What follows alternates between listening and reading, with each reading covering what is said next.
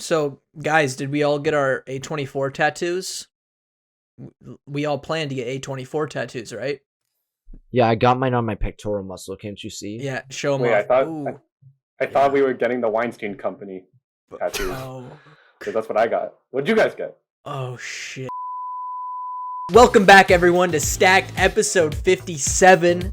Today we are talking about this is a very special topic because it is the first topic requested by a listener of the show.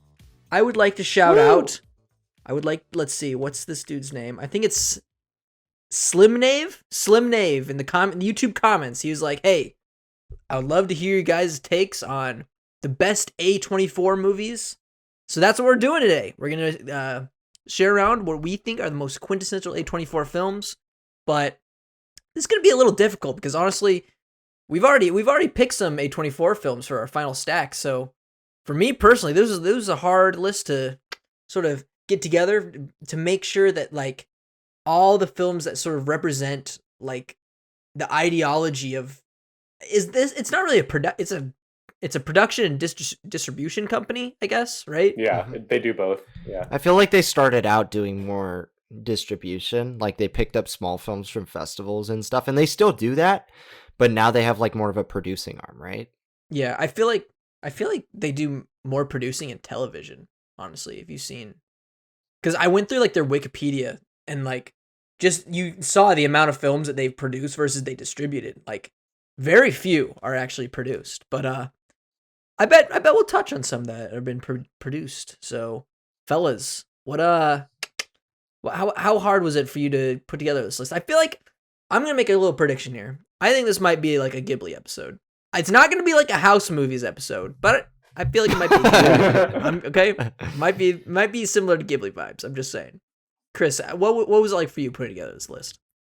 it was actually a little bit more interesting than I thought because the first thing that we had to kind of figure out was whether or not we were only using films that were produced by A24 or we're counting distribution as well. Because obviously they also distribute films that they didn't make, but oftentimes they have like a kind of similar, for lack of a better word, energy. Then they all kind of have this kind of artsy kind of style to them. They all have those kind of like lots of like slow burn narratives with like art housey aesthetics. You know what I'm saying?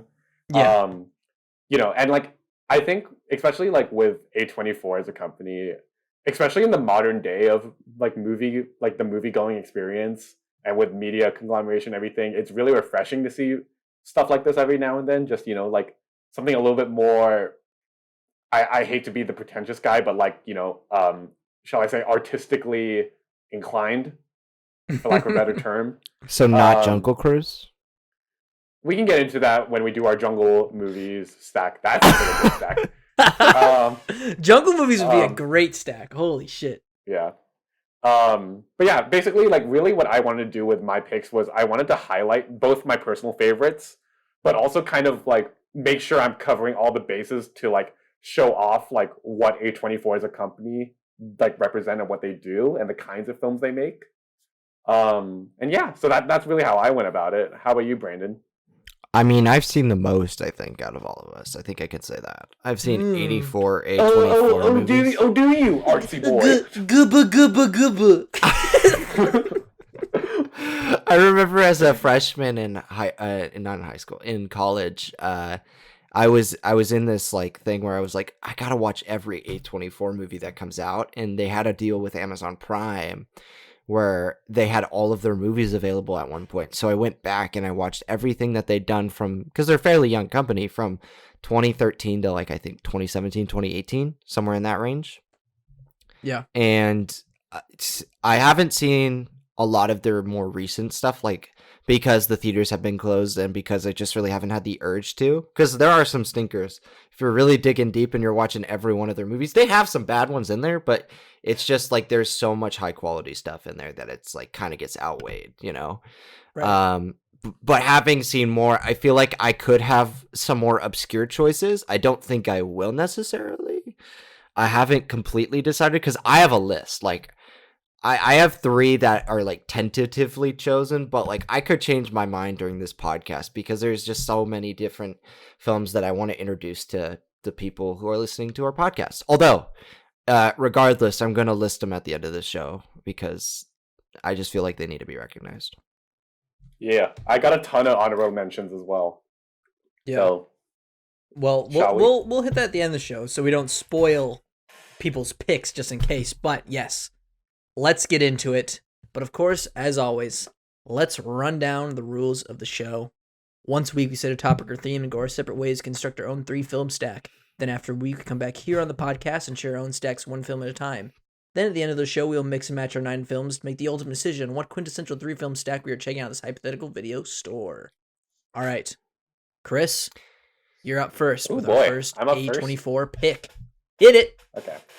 Well, you know how when I started, I mentioned that I really wanted to show off like what the different kinds of films that A24 makes, and so I kind of divided my stack into 3 subsections. The first section I just call it the down to earth. And then the second I'll introduce them all now just so you know. The first one is down to earth. The second is I call them fantasy and metaphysics, and third is surrealist experimental. So I'm gonna start with the first one, down to earth. It is one of my very favorites of all of A24's films, and is actually, I think, one of, if not my very first A24 film I've ever seen.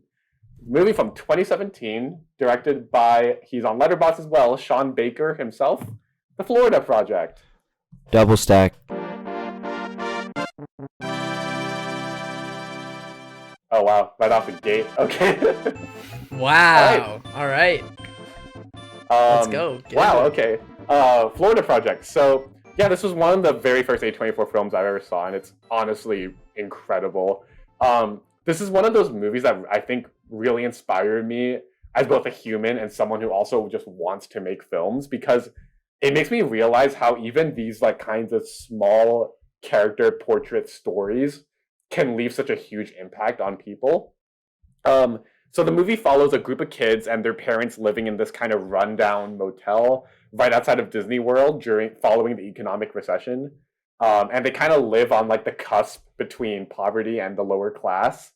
And very ironically are gazing into a world that is Disney World that so desperately wants to kind of shove them to the side.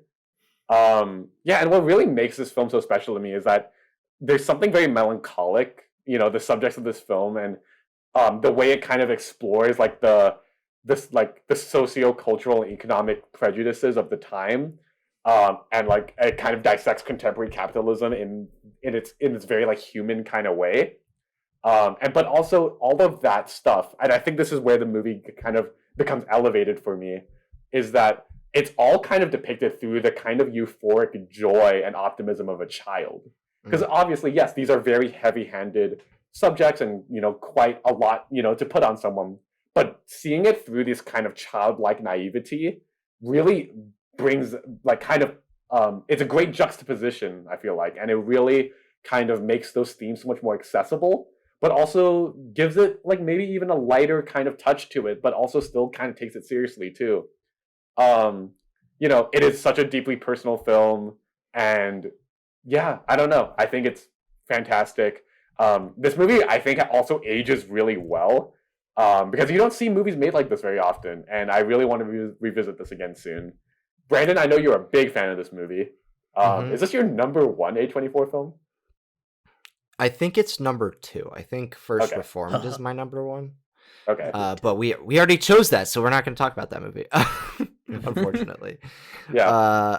But this is my number 2, and I remember seeing this in summer of 2018, and I saw it because it had just come. I think it had just come out on Blu-ray, and I got it from Redbox or whatever. And I remember like sitting down and watching it and being like, "Wow, like this movie like should have gotten nominated for Best Picture. It should have been on these best of the year awards lists or best of the year lists."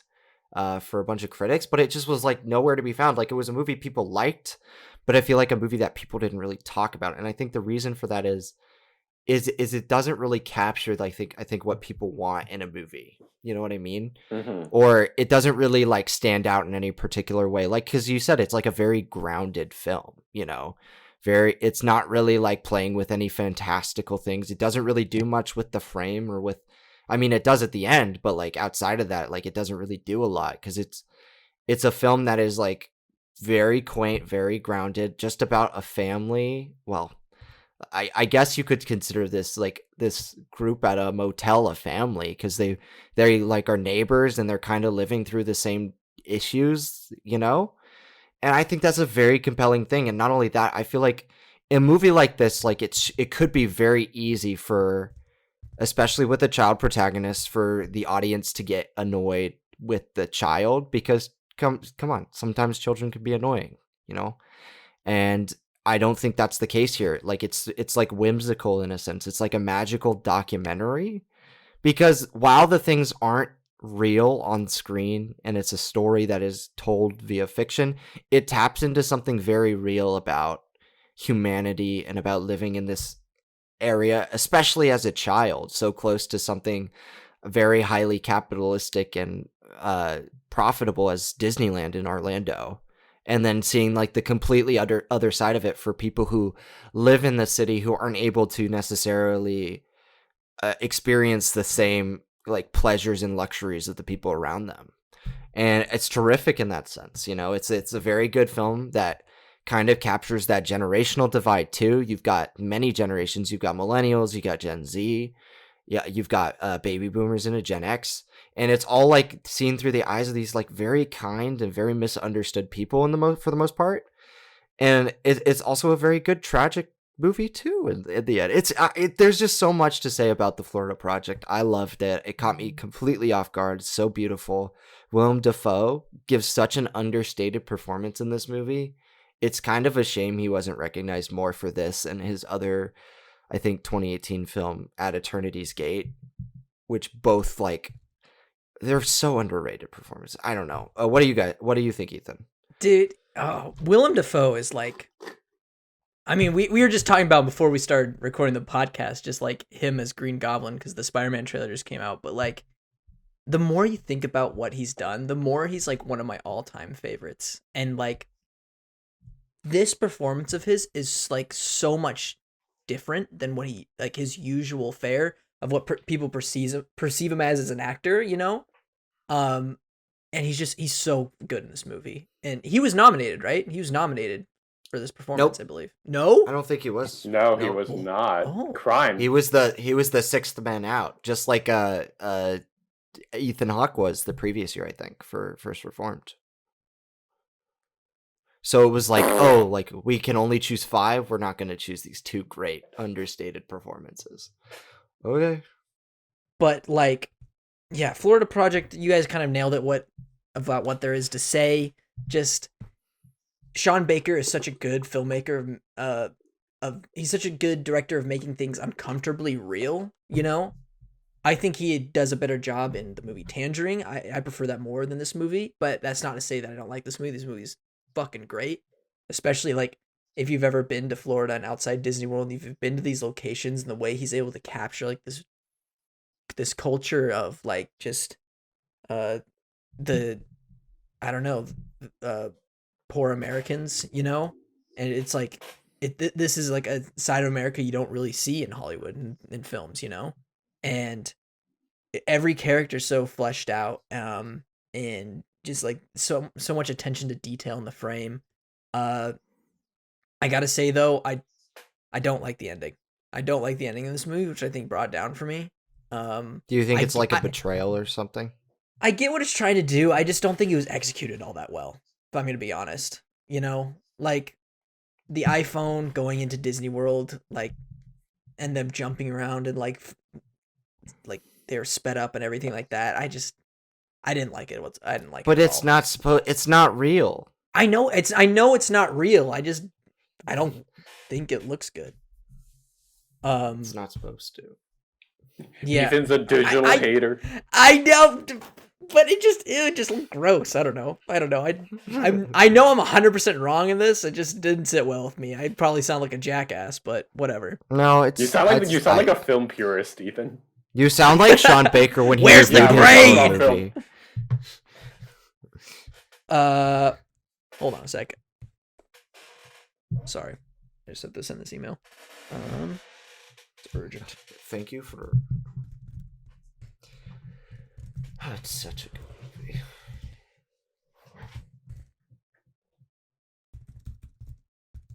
Oh, there's too many good ones.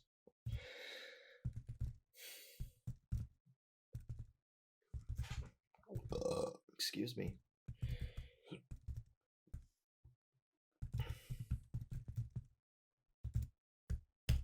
Okay. All right. Good picks, both of you, for your first A24 film. My first pick is probably one of the first A24 films I've seen.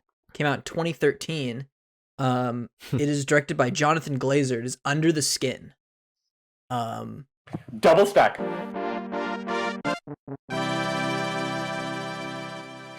Are you?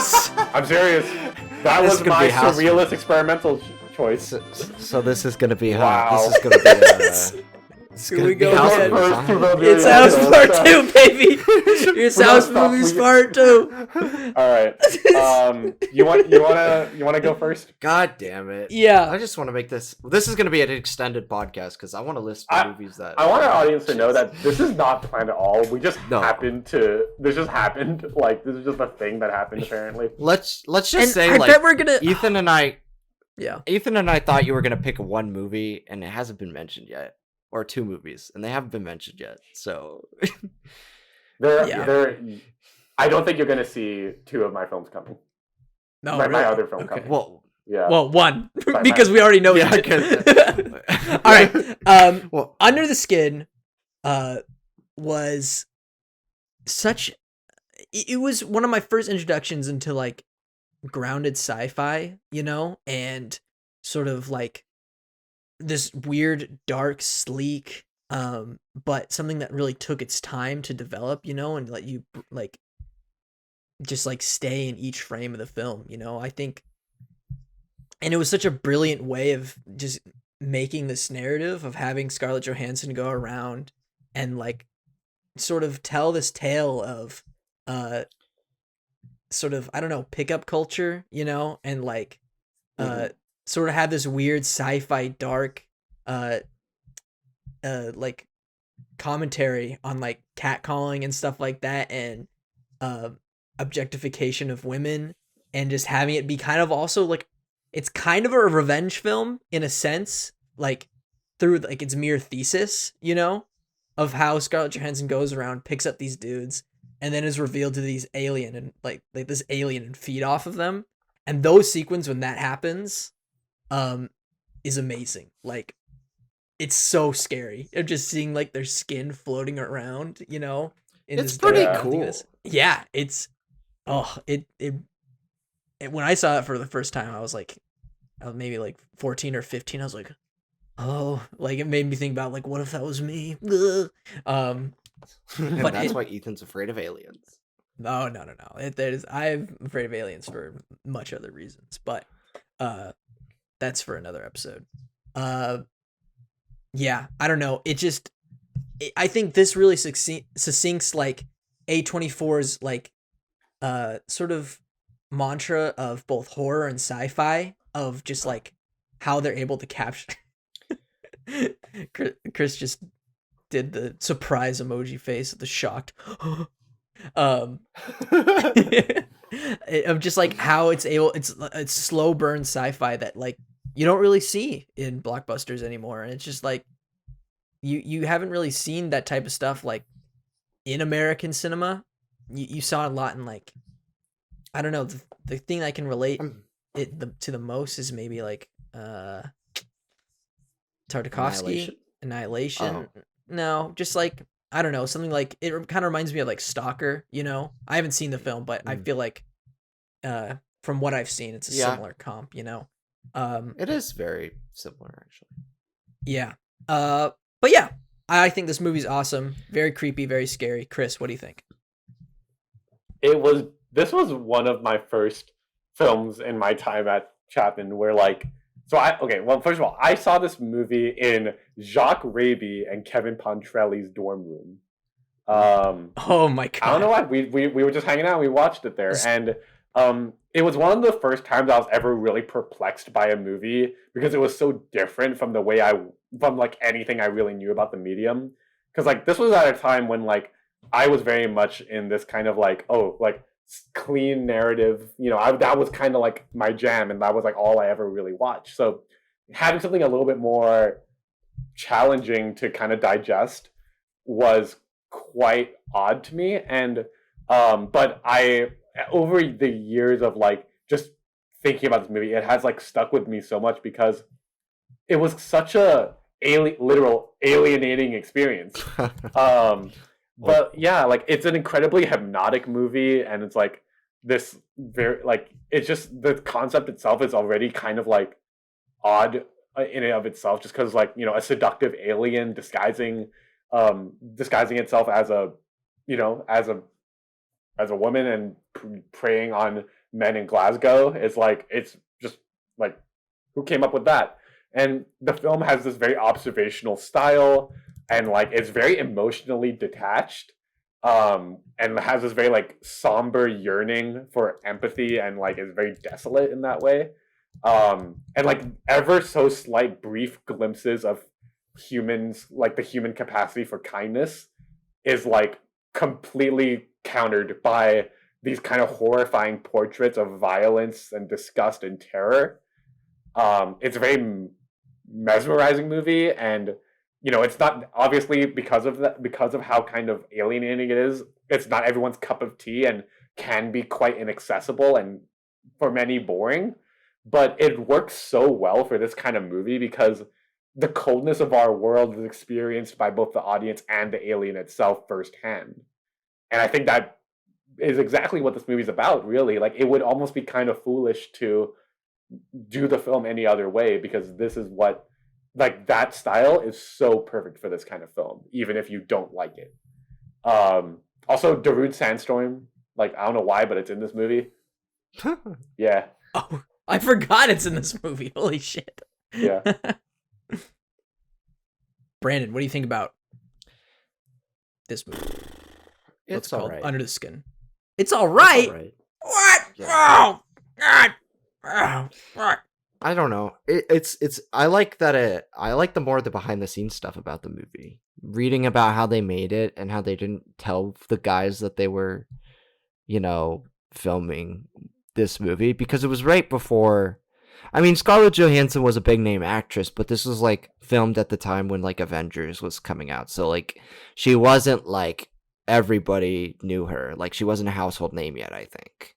She was famous, but you could get away with that. And the fact that they used like real guys to kind of take this into account is very interesting to me. More so interesting than the film itself, because though it is challenging on that level, because it doesn't really have like a lot of dialogue in it, and it's really like, it is really imaginative with what it does and with its surreal nature.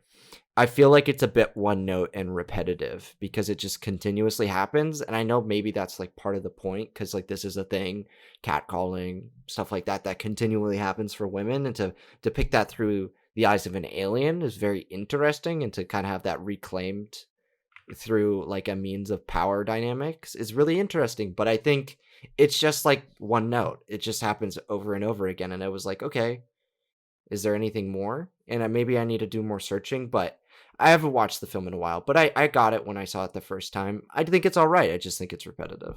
No, I do get what your critique, because that does make sense. I do remember, especially when I first watched it, it was kind of just like, all right, are we getting anywhere with this? Or like, is this it? And like you said, it probably very well is the point that like it is like this is like a cyclical thing, but like I do get what you mean, that as an audience member, it's a very, very kind of like it's mesmerizing okay kind of movie. Yeah, it's mesmerizing so visually. So it is kind of like a weird line they tread between like kind of alienating their audience, but that kind of being the point. So yeah, artsy fartsy. I'm in the middle on it. I don't hate it. It's not like a bad movie, but yeah. Okay. All right. Well, Mister, it's not a bad movie, but it's whatever. Well, what's your second pick? Because we already did Chris's second pick, so go on ahead. I picked a film. This was the first A24 film that I remember actively being like, oh, what's this new studio or what's this studio? I haven't seen their work before. I remember it got picked up because I remember being like, wow, this is very weird, a weird film plot. It's an original film that everybody's clamoring for. It's a Yorgos Lanthimos movie. It's The Lobster. The Lobster. Yes. Yeah, this movie is basically about a guy who can't find a mate, and you need one. So they're basically like, all right, you need to find a romantic partner. So if you gotta go to this like hotel and find that romantic partner in 45 days, otherwise you're transformed into an animal of your choosing.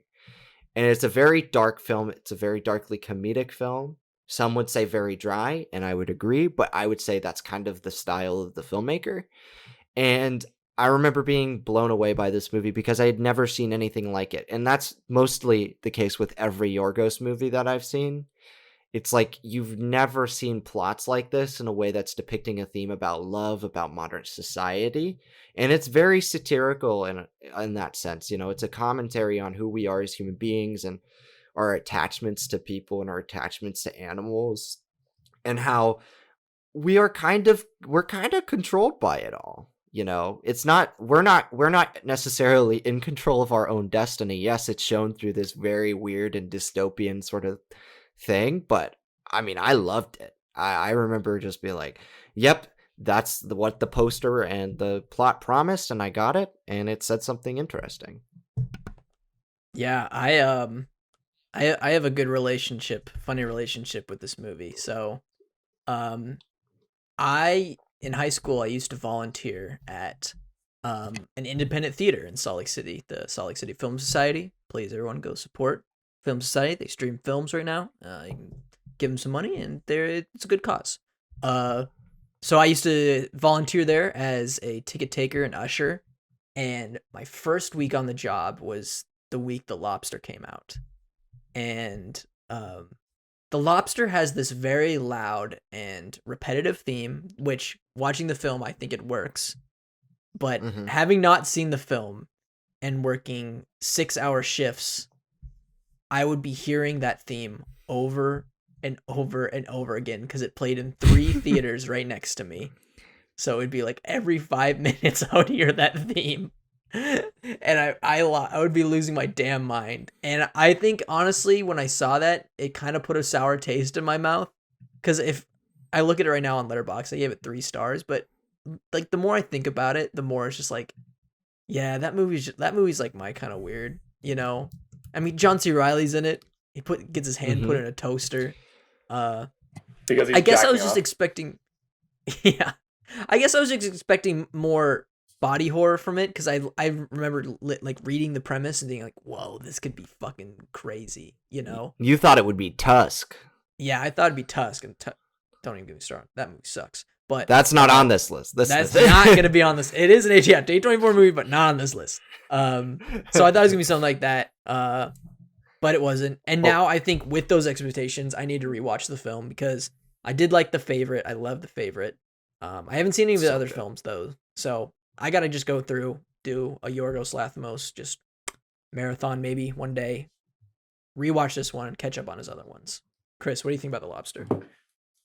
So I haven't seen The Lobster since it first came out. It was like one of those it was like I think I saw it in 2016, which was right around when I first started getting into movies, roughly. And I have not seen it since, but I do remember kind of like having very like, just kind of like alienated feeling. I feel like I didn't really start to appreciate artsy movies until like maybe honestly post Learning from Fury. But yeah, Lobster is like, looking back and from what I do remember about it, it's an incredibly like beautiful, but also like it has that very Yorgos-y kind of feeling to it, that kind of like deadpan humor. And, I mean, my only other point of reference for Yorgos is Killing of Sacred Deer, which I have seen as well. I have not seen The Favorite, much to Brandon's dismay. It's so good, dude. Should have won Best Picture. But yeah, it's a very beautiful and like melancholic kind of movie. And it's kind of like, I think, like the absurdist like concept for this film is like typically like when you hear that kind of thing, it's very much a kind of thing where like, oh, this is a dumbass like fun comedy. But the way that they execute this is so like it's down to earth and real, but in this kind of like bonkers ass weirdly weird and like uncomfortable but also kind of sweet kind of way. Yeah, I don't know, it is very much a movie that I don't think sits well with your general audience. I feel like most people are going to walk in this theater and just be like, what the fuck is going on in here? And yeah, it's not a movie that spoon feeds you like really anything. You're kind of just like left to your own vices to take it in. Yeah, I don't know. I from what I do remember, fantastic movie, and yeah, good pick. Oh yeah. Okay. Wow, back to me already, huh? Okay, so my second pick is basically this sort of I don't know, this sort of captures the calm and peaceful like aesthetic that I think A24 films usually have been stereotyped as, and this film is just it's one of their most wholesome ones, I think. And when I watched it, I was just so pleasantly surprised, and I could just throw this movie on whenever and just have just like a nice relaxing time. It is a 2020 film. Kelly Reichardt's First Cow. First Cow. Oh, yeah, I forgot about this. I haven't Yeah. seen this movie. It's so much fun. So basically, if you don't know about First Cow, it takes place during, it's sort of gold rush era of Oregon and California and stuff like that. I believe this takes place in Oregon. Yes, it does, because the movie is in modern day Oregon. Spoilers, Brandon. It's the first scene in the movie. Sorry. But it follows these two trappers. They're either trappers or miners. I don't remember that. But one of them's a chef, and the other one is a Chinese immigrant, I believe. And they sort of come together to start a business of making donuts during this period, because one of them knows how to cook, the other has the resources and the skills to sell these donuts. So they come together and they start stealing milk from this rich guy's cow. And the sort of the crux of this film is them trying to get away with, this scheme of theirs by stealing the milk from the cow and also making big profits and becoming a success. And it's very quiet, it's down to earth, it tells a great relationship story between these two dudes that like become something more at the end, like it's sort of up in the air at first, but then at the end you're just like, oh, that's adorable.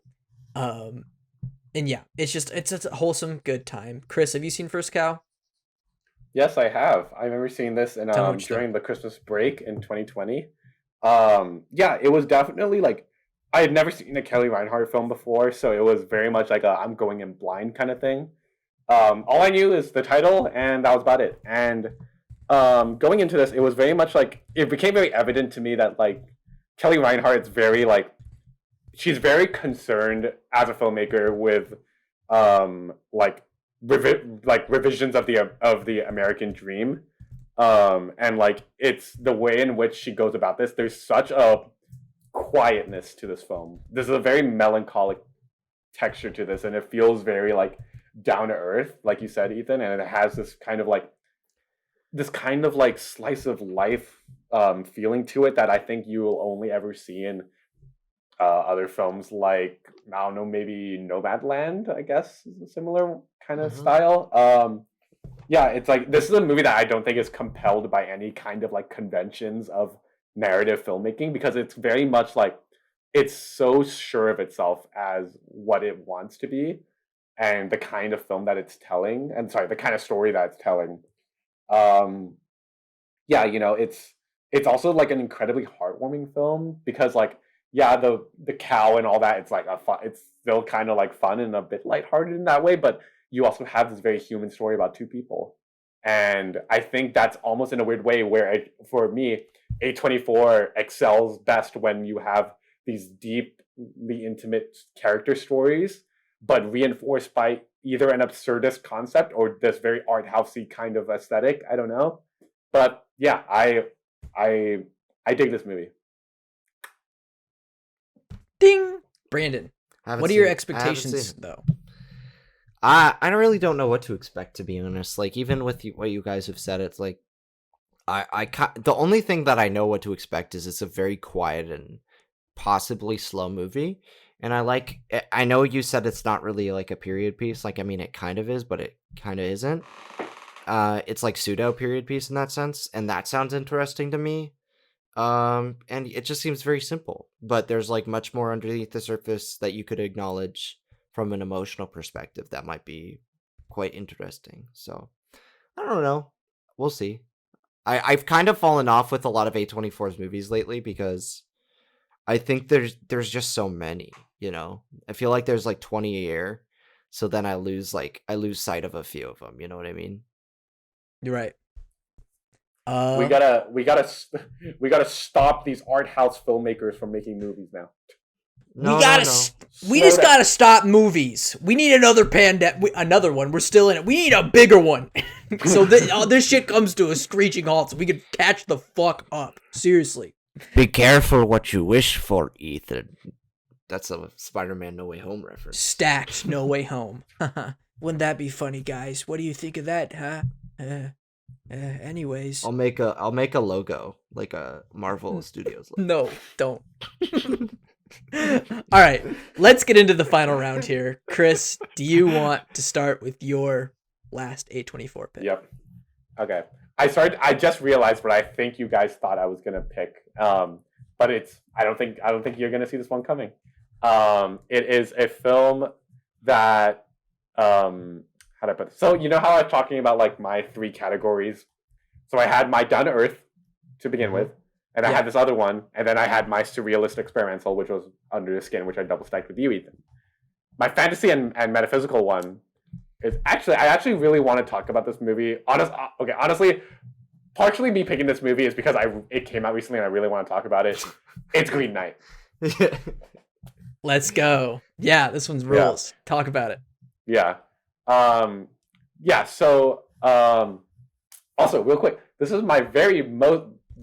movie is my most liked review on Letterboxd. It dethroned my rant on Gummo. Thank God. Believe it or not. Yeah. Thank God, because that was starting to get a little weird. So I think like one thing that I really, really appreciated about The Green Knight is like really like when's the last time you saw a dark fantasy film done like this? Like genuinely, I don't think I've ever seen an Arthurian legend told through this kind of morally introspective and existentially surrealist quote unquote lens. I was consistently like mesmerized by like the way in which it kind of navigates its themes. It's very hypnotic, and I really want to highlight something I didn't go over in my review, which is wow, this movie is so beautifully shot. You know, I feel like in a lot of movies, especially these kind of artsy movies, you have your what I call quote unquote money shots that really just feel like paintings, like in a shot. But even in some of the most ordinary settings and circumstances, the compositions and colors that are created are so beautiful. And I think they do such a great job of like just mixing it up and giving it this very kind of like, I don't know, it kind of feels like a dark fantasy like fable came to life in the form of a movie. You know, yeah, the movie can be a bit off-putting for many people in the sense of how it kind of like traverses its themes in this kind of abstract way. And it's kind of like, it kind of has this cosmically haunting kind of feeling to it in this, especially in its existential, you know, kind of approach to things. And even some of the stuff it does, it has some absurdism too. But it's because of that, it's not hard to find a lot of admiration in this film. Also, Dev Patel delivers an amazing performance. But like whenever someone talks about this movie, the only thing is I ever feel like I need to say is Naked Giant, Cum Rag, and Shroom's Trip with Dev Patel. Come on. He does strip. Big ol' low cum then. Yeah, this movie fucking rules. I remember I refused to watch any trailer until we saw Snake Eyes, and I was forced to watch it on, I think we saw an IMAX, right? I was on an IMAX Yeah, we screen. saw. And I was IMAX. Well, it was a fake IMAX screen, but still, I was just fucking blown away. Like it's everything that I wanted out of modern high fantasy. And I guess it's not high fantasy, it's sort of medieval fantasy. And I got everything I wanted. You know, it's a simple tale about bravery, chivalry, you know, respect, and those are just conveyed so beautifully through the cinematography, like you said, through these excellent set pieces, you know, that challenge Dev Patel's character. And Dev Patel oh my god, can we just say that dude, he is phenomenal. What an actor. He's a class act. And he's a chameleon. Yeah. And it's just like, it's such a cool movie that analyzes the theories of subjectivity when it comes to myth and legend, and why legend exists, and why we tell stories like this, and why we become satisfied in stories like this. I recently just watched for the first time Passion of the Christ, and I think it does a very similar thing. Not Passion of the Christ. The Last Temptation of Christ. Sorry, I always get those two confused. Yeah. Yeah, it's just like of analyzing what it means to be a mythic character, you know? And just like I love the ending of this film. I love the giant. Yeah. My one thing is just like, I wish there was more stuff with those giants, man. Though that was the definition of sublime. That's my favorite scene in the movie. I'm just like, yeah, holy. Oh. My dream is to make a goal. Not make a goal. My dream is to make a goal, and that goal is to make a movie. I can't wait to make that goal, guys. Let me tell you. That movie, I wanted to be like that scene with the giants, but throughout the whole fucking film, because it just like that scene shook me to my fucking core, and it's just like everything I just love about cinema, you know? It's just so fucking cool. I love this movie. Brandon, what do you think about it? I agree with you guys with a lot of your points, especially about, because I haven't really talked about this movie. I don't even think I've really written a review about this movie. Chris, to answer your thing, there was a 2015 fantasy historical thing called Macbeth with Michael Fassbender. It had a very similar feel to it. I just feel like this film pulled off more of what it was like going for, like the fantastical aspects of a story like this. And one of my favorite aspects of this movie is the cinematography, like you said. The coloring of this movie is like perfect for what showing Dev Patel's character and his state of mind, because there's a lot of yellows and greens. Yes, because it's called the Green Knight, but it's green because he's envious of like things that are happening to other characters, like or of feelings that other people are having. Yellow because he's a coward in certain aspects of this movie, and he's confronting that cowardice. You know what I mean? I just love the idea of like someone sitting in a theater and seeing the color green and be like, like the Green Knight. I get it.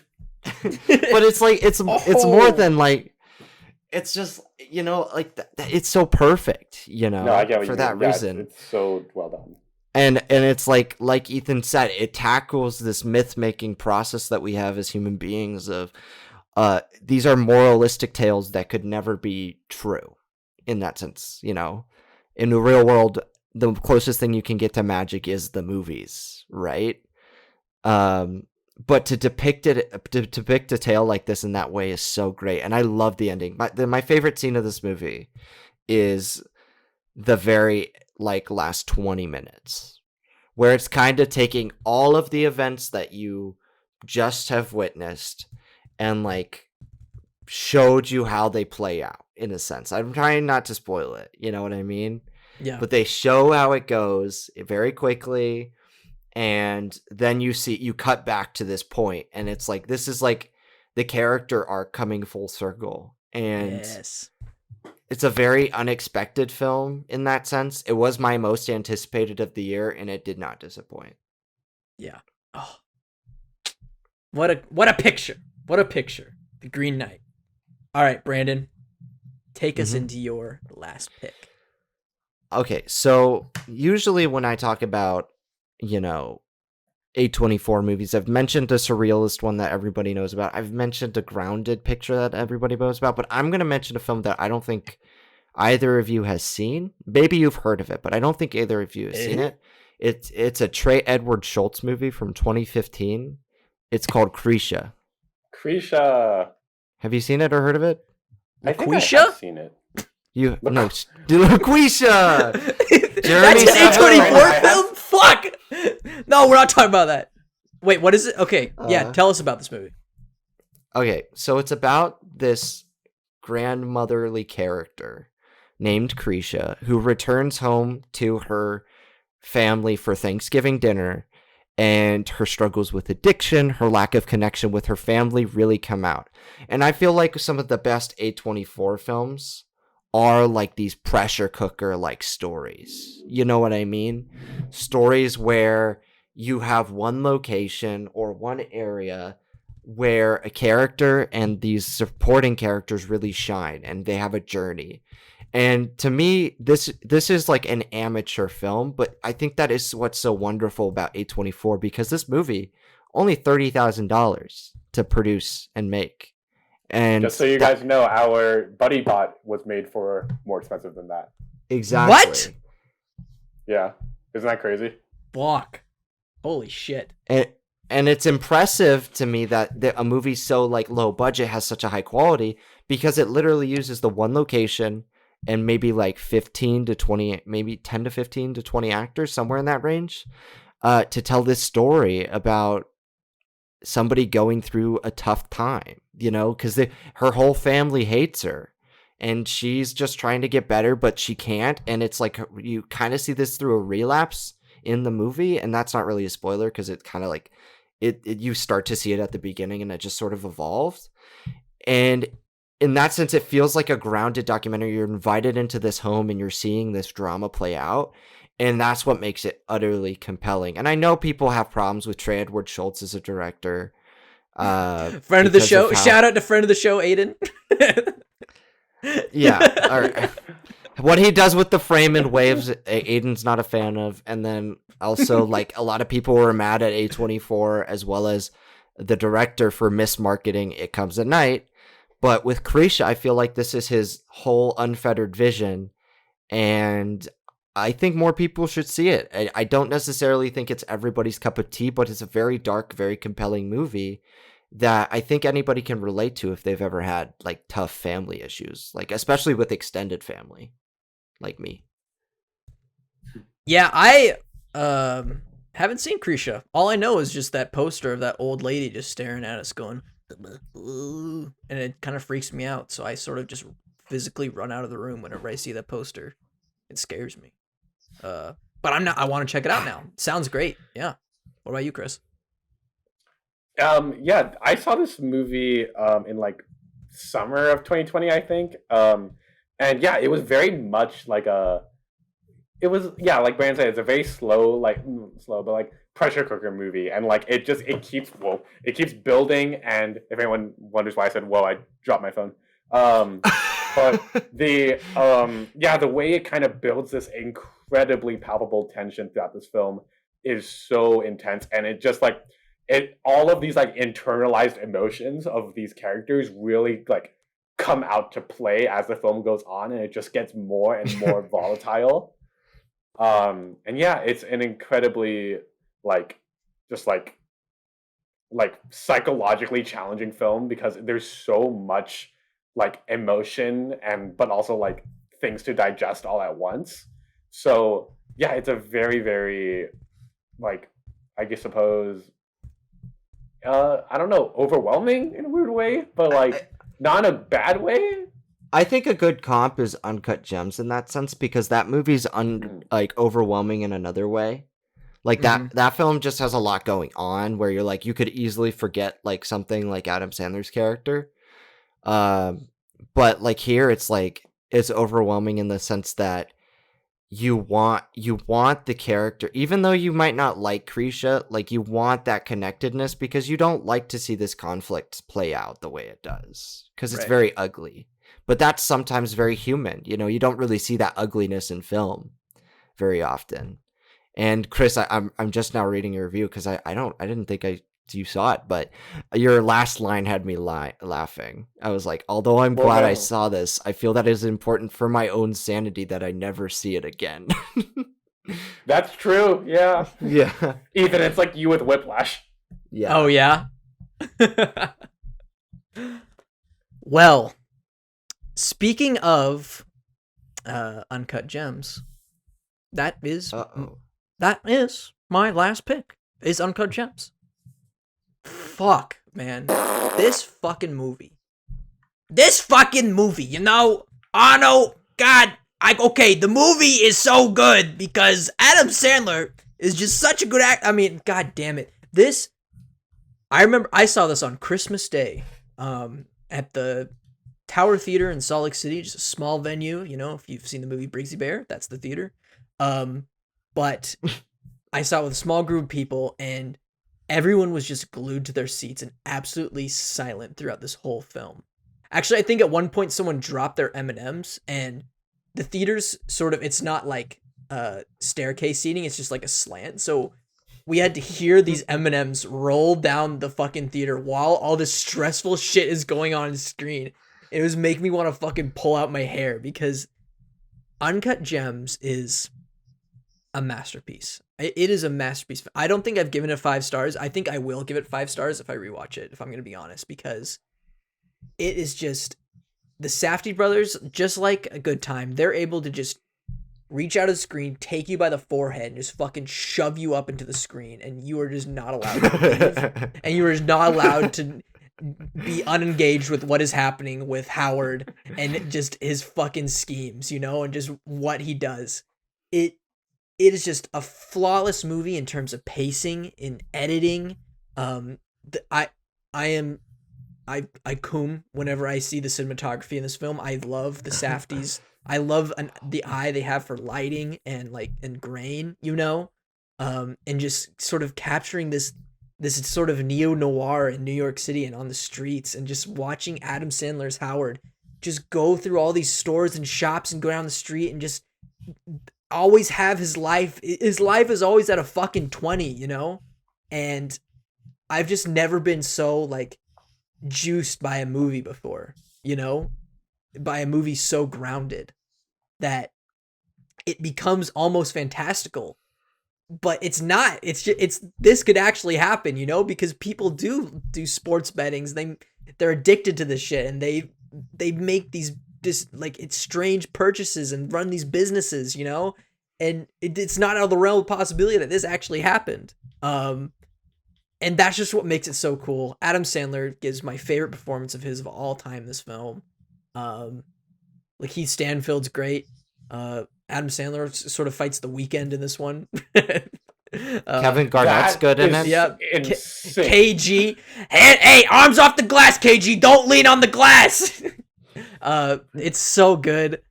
Yeah, guys, what do you think about Uncut Gems? Whew. Chris, do you want to start? Yeah, I dig this movie. I really, really have come to really love the Saftey brothers' style and like that kind of frenetic. I think that's the best word to describe their style, frenetic. Mm-hmm. And it's so like overwhelmingly anxiety inducing. And like to the point that like you know how like you know when like there are moments in a movie where if you're watching it and you really, really care and you're really engaged, you're like your entire feels like your entire life and your entire well-being rests on the character that you're rooting for in this movie, and you are rooting for them so hard. Yeah, that is what this movie does to you. Like there are a few movies that have done that. yeah, I don't even fucking like this guy, but for whatever reason, I'm so captivated and I really want him to succeed. He's such a piece of shit, but you care for his well-being. You're just like, I just hope this dude, like, I hope he stops being a shit, just figures this shit out, you know? Fuck. Yeah, but it's like I get the same kind of like rush in my brain and in my brain whenever anything happens in this movie, as like similar to like, for example, like maybe the final act of Parasite, like that kind of just like overwhelming, like oh god, oh god, oh god, oh god kind of feeling, you know. And it just really works for this film. And Good Time also an A24 film? Yeah. Okay. Well, we already chose it. Yeah. Good Time, I think those are very, for obvious reasons, very like good points of comparison. And I think they're like, although I personally like Good Time more, I definitely do think the Saftey brothers did an amazing job of kind of taking the similarities and kind of like giving it its own kind of uniqueness with this film, even though there are a lot of parallels. But yeah, Brandon, what did you want to say anything else about Uncut Gems other than yeah, or whatever? I just wanted to let you speak on it because I have a lot to say. All right, go. The first time I watched this movie, I was in a small packed theater. So sometimes those are like duds, you know, where you see a movie in a small theater, you're like, I want to see it on the big screen. And yes, this is the big screen, but it's not like I'm seeing it in IMAX or I'm seeing it in a large auditorium. So I was seeing it in like a small 80-seater on like a Sunday morning. And I was surprised to see that it was so goddamn packed, because like where I live, I don't think a movie like Uncut Gems hits, and it didn't really surprise me. But in the first 20 minutes of the movie, like, no joke, there's a lot of profanity in the movie, and I grew up in a very conservative area. So like the 80-seat auditorium that was completely packed at the beginning of the movie lost about 20 to 30 people midway through the movie. Like they just never came back.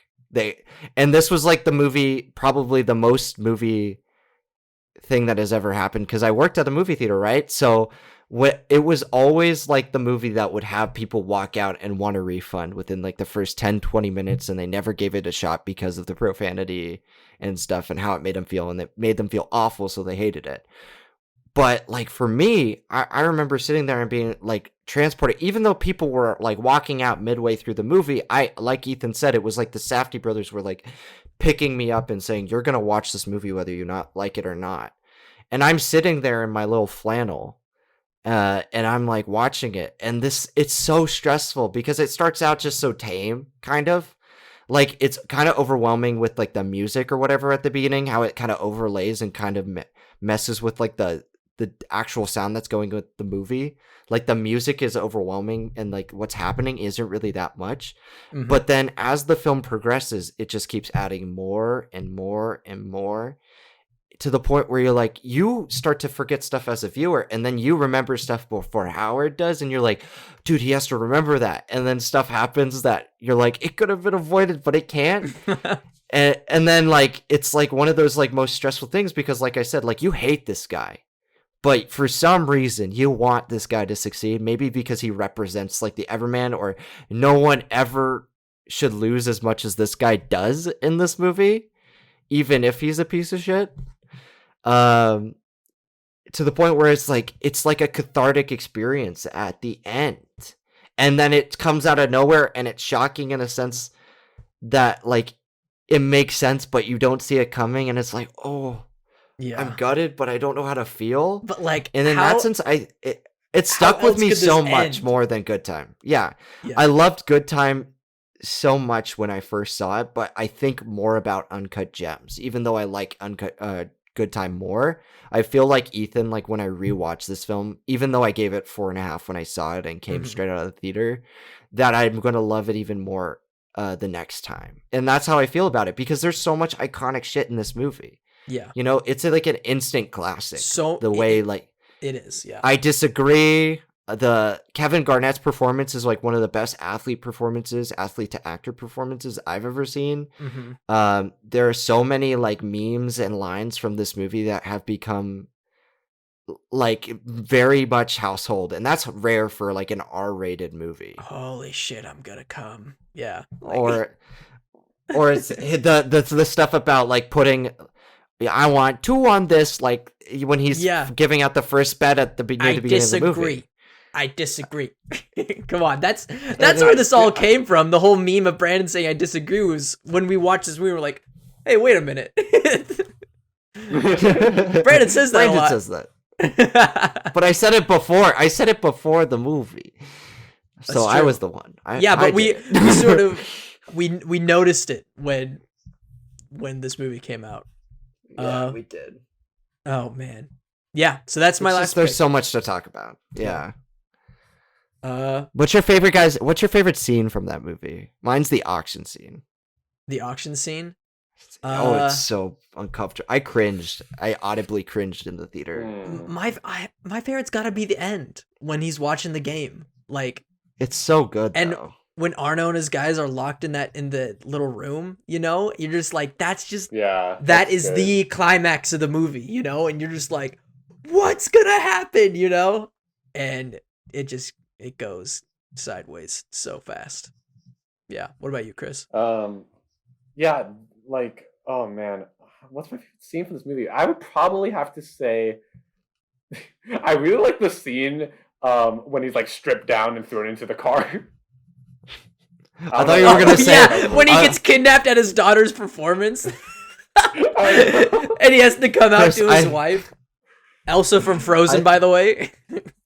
Yeah. I thought Chris was gonna say, I like the scene where he goes in the closet and Julia Fox comes out.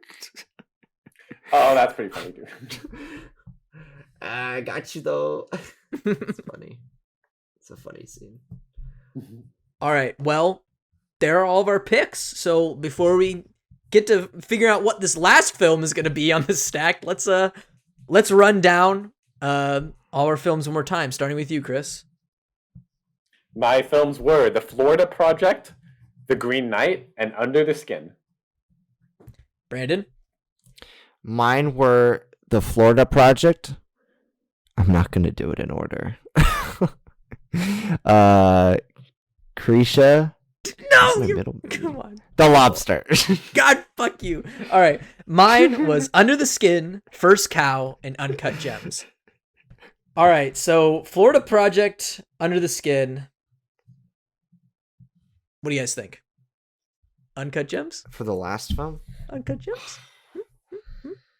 Maybe. Because I just think that, like, or Green Knight movie just gets... That I feel like I prefer Uncut Gems to Green Knight, but I need to rewatch Uncut Gems again.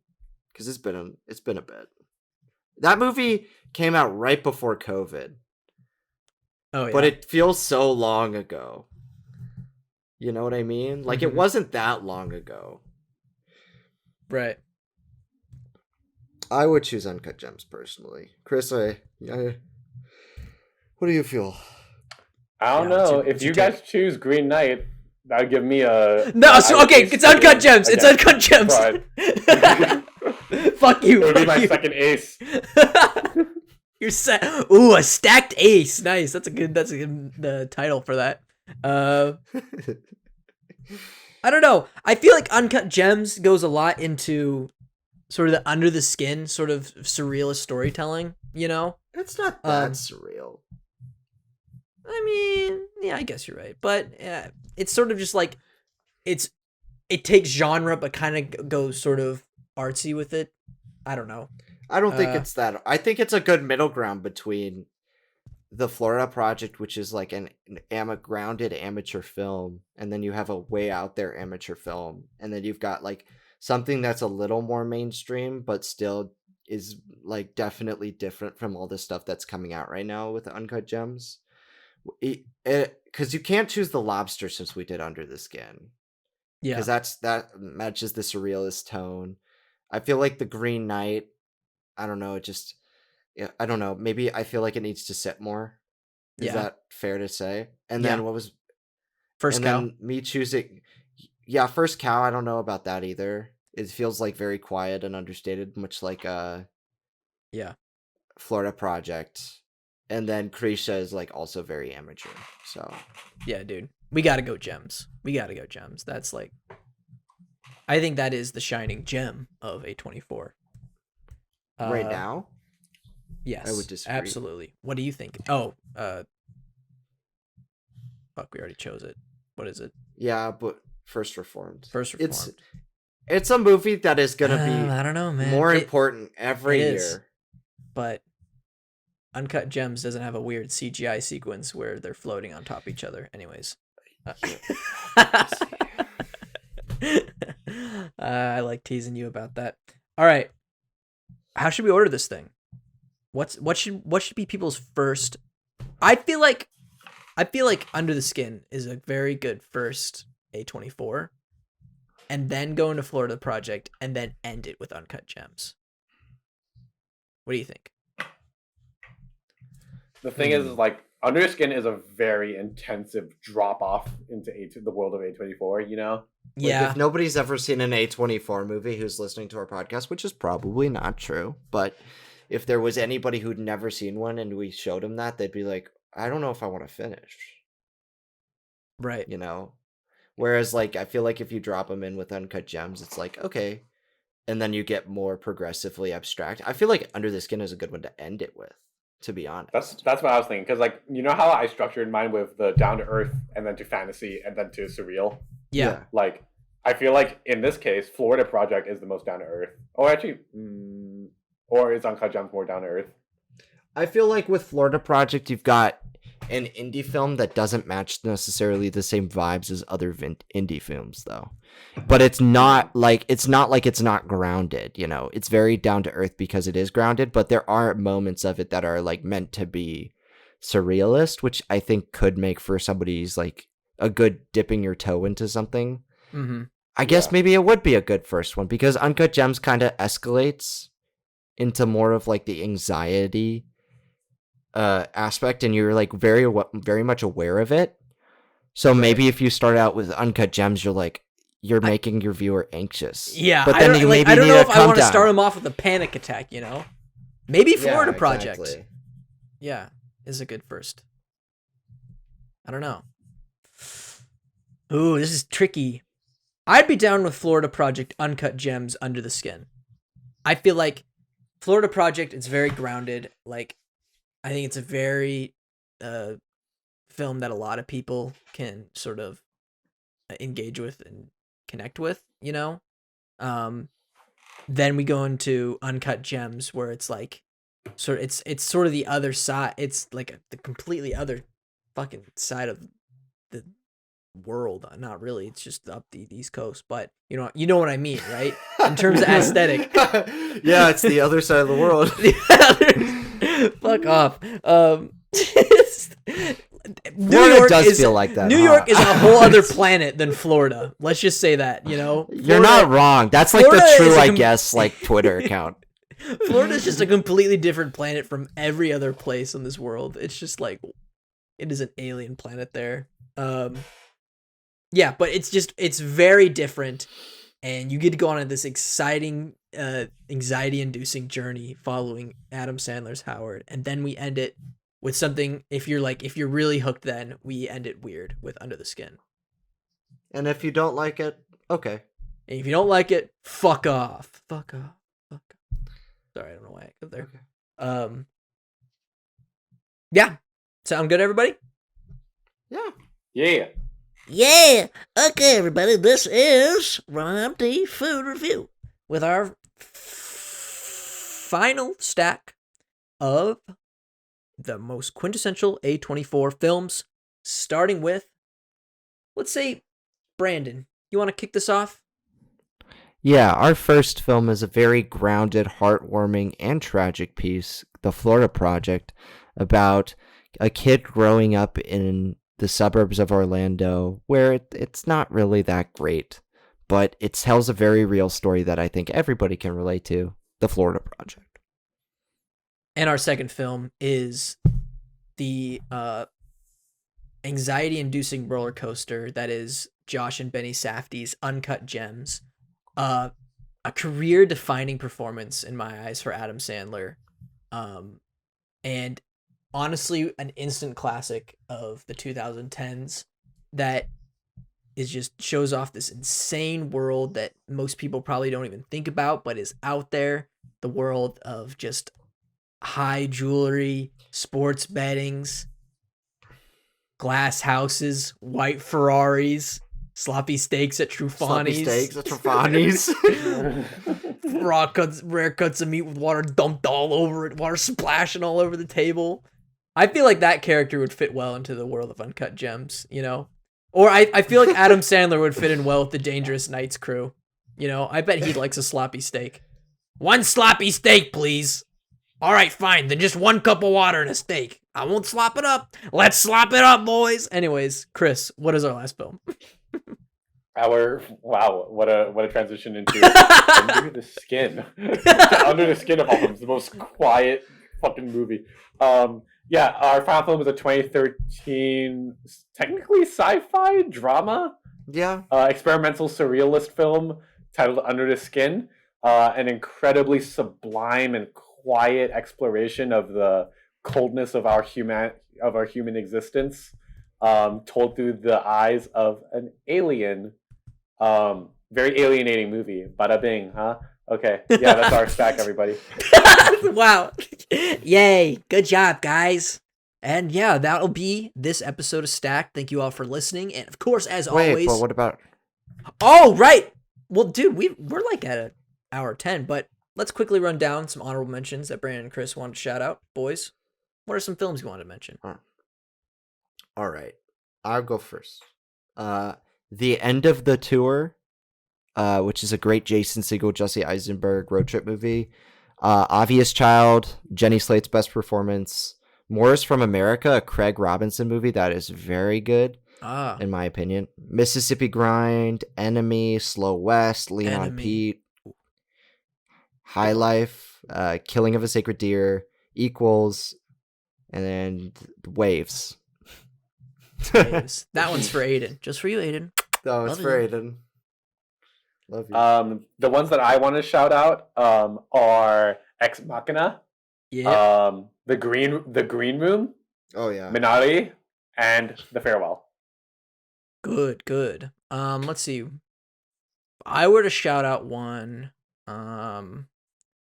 yeah, I think The Disaster Artist. Disaster and Dunstan, I like that movie. Dunstan Checks In. Yeah. That's not an A24 film. Why not? Could be. Got orangutan. Pretty cool. Are there any monkeys in A24 films? Has there ever been an ape in one? Trying to think here. I feel like there has. Anyways, well, this will be this episode of Stacked. Well, peace. All right, nice.